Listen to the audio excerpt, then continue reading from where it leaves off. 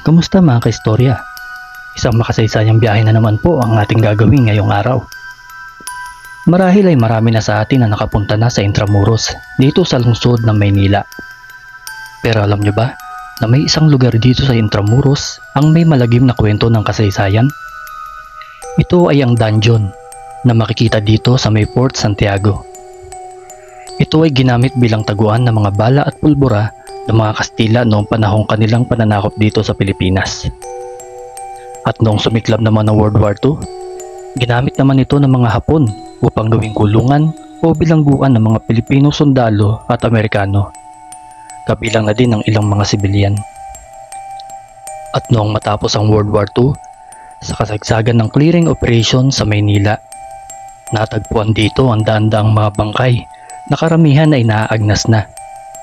Mga bangkay ng mga biktima ng giyera. Marami sa mga pumapasyal dito ay may mga kwento tungkol sa mga kakaiba nilang pakiramdam at karanasan. Kagaya na lamang ng mga anino, mga orb, at mga bagay na hindi kayang ipaliwanag ng siyensya. Higit sa lahat, ang mga boses at mga iyak sa loob ng dungeon.